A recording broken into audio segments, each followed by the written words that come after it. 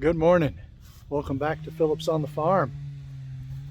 This is an exciting day. I've been out on the bulldozer this morning, pushing up brush piles, getting things ready to build some fence. Thought I'd share with you a little bit about what was going on today. I'm trying the new selfie stick as well, so we'll see how this works. Hopefully this is a little better video for you guys. First of all, my hat. I'm styling a serious antique. So this hat has a lot of sentimental value to me. It's a really old Carhartt hat. When I say really old, it was my dad's. My dad passed away 31 and a half years ago. And he had this hat for many years before he passed away and I ended up with it. My mom was able to save the flaps on the inside by replacing them. I refer to it as my Elmer Fudd hat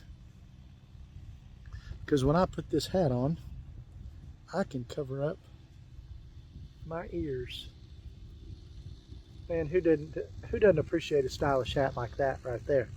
I'm telling you, when you're out here on the farm, in the cold, in the Arkansas, in the winter or the late fall where it is now, you appreciate a hat with ear flaps, especially if you've got sensitive ears like I do.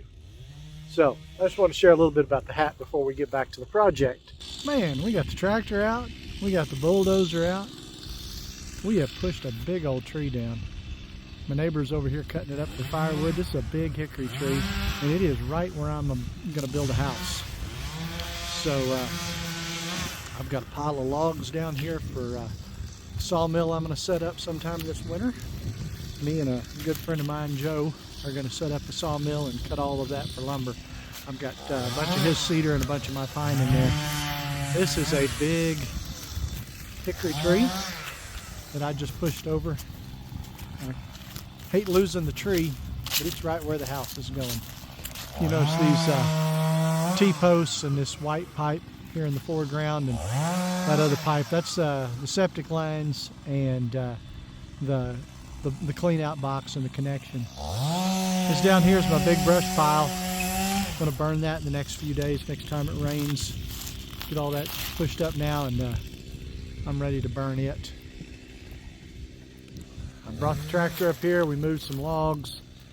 My neighbor's got those all cut up. We'll get the log splitter and he'll be able to burn all that in his fireplace. And now he's down here working on these limbs. He's going to have a mess of firewood. This may be enough firewood for Kevin for the winter. I'm excited about that for him. So good for us to help each other. It's a good way to do business around here. So I'm about to get back on the bulldozer and I may shoot a little more video today back in the woods. What I've got in mind is setting up a system of 8 paddocks for some pigs I'm buying from a friend of mine, Brad and Autumn. They are moving and not moving the pigs with them at the time, so I'm going to take over their pig operation and build a bunch of electric fence for pigs. They're already electric fence trained. These are going to be mule-footed hogs. My wife is delighted. She's done all sorts of research on the wonderful benefits of mule-footed hogs. They've got marbling in the meat similar to beef, as opposed to just being a lard hog, which builds up a lot of its fat on the back. Lard is not as popular as it used to be. We do still render our lard and use a little bit for cooking, not much. We don't fry a whole lot here on the farm, but we do fry some fish and maybe some okra and some stuff in the summertime. But try to eat healthy anyway most of the time. And if you're going to eat healthy, you're going to cook with lard. That's a lot healthier than a lot of those grain oils. Other than olive oil, pretty healthy. Some of the other ones, not so much. They're finding over the years that they're not as healthy as they thought they were. So we stick with the lard either way, or a little bit of olive oil.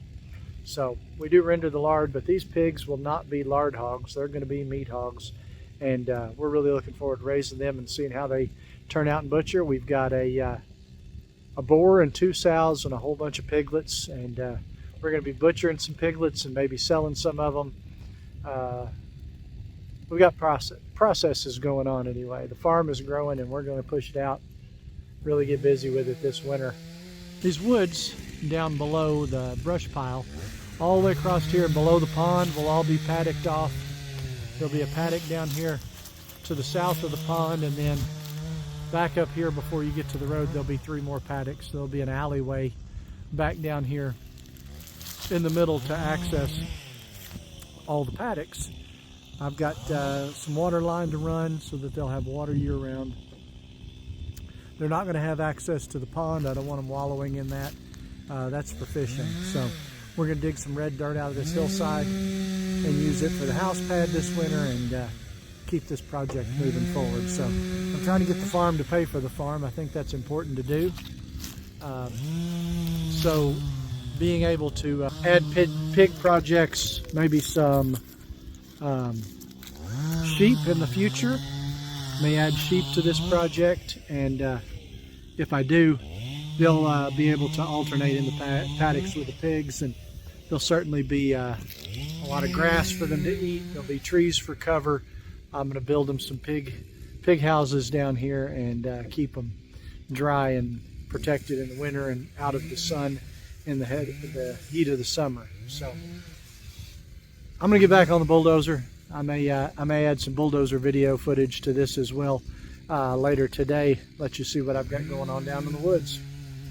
I appreciate y'all stopping by Phillips on the Farm today. It's good to have you here with us. I appreciate you watching these videos. If you don't mind, take a minute, subscribe to the channel if you haven't already. Hit that bell icon and you can get notifications when I put out new videos. Like the video. The thumbs up sure help me. I'm going to try to add more content on more platforms as well. I opened up a Phillips on the Farm Facebook page this morning, and I'm going to try to figure out how to do Instagram and maybe Twitter as well.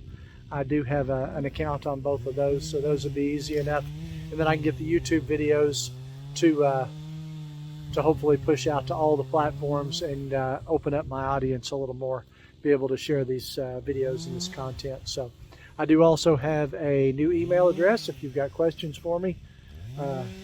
It is Phillips on the Farm, Phillipsonthefarm, Phillips on the Farm @gmail.com. Send me an email over there. I haven't got one yet, so you could be the first. I do have a new video editor. Hopefully he'll be able to touch these up and add the farm logo on them here before long. He's a busy college student, but I mentioned him in the last video. I'm really looking forward to having some video content with some editing done.